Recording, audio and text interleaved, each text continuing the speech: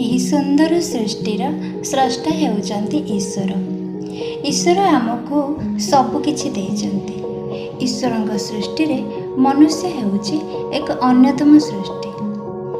ଈଶ୍ୱର ମଣିଷକୁ ଦୁଇଟି ଆଖି, ଦୁଇଟି କାନ, ଦୁଇଟି ନାସିକା, ସବୁ ଇନ୍ଦ୍ରିୟ ଦୁଇ ଦେଲା ବେଳେ ଜିହ୍ୱା କ'ଣ ପାଇଁ ଗୋଟିଏ ଦେଇଛନ୍ତି? ଏହାର କାରଣ କ'ଣ ହୋଇପାରେ? ଏହି କାହାଣୀରେ ଆପଣଙ୍କୁ ତାର ଜବାବ ମିଳିଯିବ। କାହାଣୀଟିର ନାମ ହେଉଛି ଚୁପ୍ ରହିବାରେ ଆନନ୍ଦ। ଦିନେ ଜଣେ କେଉଟଟି ମାଛ ଧରିବା ପାଇଁ ପୋଖରୀକୁ ଗଲା। ପୋଖରୀ କୂଳରେ ବଂଶୀ ପକାଇ ବସି ରହିଲା। ବହୁ ସମୟ ବସିଲା ପରେ ବି ତା କଣ୍ଟାରେ କେହି ବି ମାଛ ପଶୁନଥାନ୍ତି। କେଉଟଟି ଭାବିଲା ସେ ବୋଧେ ଭୁଲ ଜାଗାରେ କଣ୍ଟାଟେ ପକାଇ ବସି ରହିଛି। ସେ ପାଣି ପାଖକୁ ଗଲା ଆଉ ନିରୀକ୍ଷିକି ଦେଖିଲା। ସେଠି ଦେଖିଲା ଯେ ବହୁତ ଗୁଡ଼ିଏ ମାଛ ପାଣିରେ ଖେଳୁଛନ୍ତି। କେଉଟଟି ଦେଖି ଆଶ୍ଚର୍ଯ୍ୟ ହୋଇଗଲା। ଆରେ, ପୋଖରୀରେ ତ ଏତେ ମାଛ ଅଛନ୍ତି, ହେଲେ ମୋ କଣ୍ଟାରେ କାହିଁ କେହି ତ ପଶୁନାହାନ୍ତି? ଏହିସବୁ ଜିନିଷ ଭାବି ସେ ଆଶ୍ଚର୍ଯ୍ୟ ହେଉଥାଏ। ଏହି ସବୁର ଘଟଣା ଅନ୍ୟ କୂଳରେ ବସିଥିବା ଜଣେ ଲୋକଟି ଦେଖୁଥାଏ। ସେ ପଚାରିଲେ, ଆରେ ଭାଇ, ଆପଣ ବୋଧେ ଏହି ପୋଖରୀକୁ ବହୁତ ଦିନ ପରେ ଆସିଛନ୍ତି, ସେଥିପାଇଁ ଆପଣଙ୍କୁ ଜଣା ନାହିଁ ଏ ପୋଖରୀରେ କୌଣସି ମାଛ ଏବେ କଣ୍ଟାରେ ଫସୁନାହାନ୍ତି।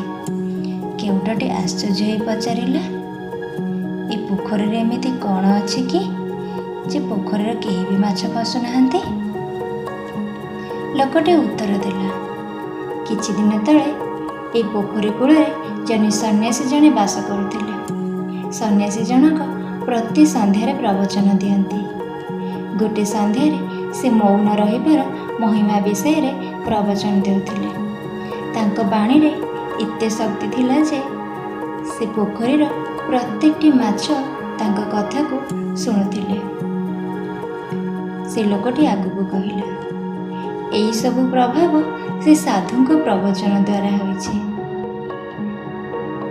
ସାଧୁ ଜଣକ କେତେ ମହତ କଥାଟେ କହିଲେ ନା, ଯେବେ ମୁହଁ ହିଁ ଖୋଲିବ ନାହିଁ ତେବେ ଫସିବ କେମିତି? ସେଥିପାଇଁ ତ ଈଶ୍ୱର ଆମକୁ ଦୁଇଟି ଆଖି, ଦୁଇଟି କାନ, ଦୁଇଟି ନାସିକା, ସବୁ ଦୁଇ ଦେଲା ବେଳେ ଜିହ୍ୱାଟା ହିଁ ଗୋଟିଏ ଦେଇଛନ୍ତି। ସେ ଜାଣିଛନ୍ତି ଏହି ଇନ୍ଦ୍ରିୟ ହିଁ ଗୋଟିଏ ମାତ୍ର, ଯିଏକି ଭୟଙ୍କର ପରିସ୍ଥିତି ସୃଷ୍ଟି କରିପାରିବ।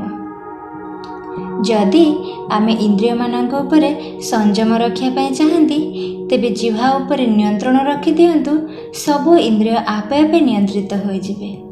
କେବେ କେବେ ମଣିଷ ଅନୁଚିତ କଥା ବା ଅଯଥା କଥା କହିବା ଦ୍ୱାରା ହେଉଥିବା କାର୍ଯ୍ୟ ମଧ୍ୟ ବନ୍ଦ ହୋଇଯାଏ, ସଫଳ ହେଉଥିବା କାର୍ଯ୍ୟ ମଧ୍ୟ ବିଫଳ ହୋଇଯାଏ, ସମ୍ପର୍କରେ ଫାଟ ସୃଷ୍ଟି ହୁଏ।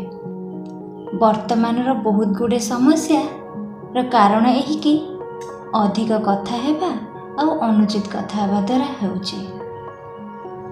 କଥାରେ ଅଛି, ମଧୁର ବିନୟ ବଚନ କହି ତୋଷିବା ଜନମନ। ଈଶ୍ୱର କହନ୍ତି, କମ୍ କୁହ, ଧୀର କୁହ, ମିଠା କୁହ। ଆମ ମିଠା ଭାଷାରେ ବିଗିଡ଼ି ଯାଇଥିବା କାମ ମଧ୍ୟ ହୋଇଯାଇଥାଏ, ଶତ୍ରୁ ବି ମିତ୍ର ପାଲଟିଯାଏ। ସମସ୍ତଙ୍କ ଆଶୀର୍ବାଦର ପାତ୍ର ହୋଇଯାଏ। ମଧୁର ଭାଷା ଦ୍ୱାରା ମଣିଷ ନିଜର ବ୍ୟକ୍ତିତ୍ୱକୁ ପରିପ୍ରକାଶ କରିଥାଏ। ଯେଉଁ ବ୍ୟକ୍ତିର ବ୍ୟକ୍ତିତ୍ୱ ଯେତେ ଗଭୀର ଓ ସୁଗୁଣରେ ପରିପୂର୍ଣ୍ଣ, ତାର ବାଣୀ ସେତିକି ବିନମ୍ରତା ହୋଇଥାଏ।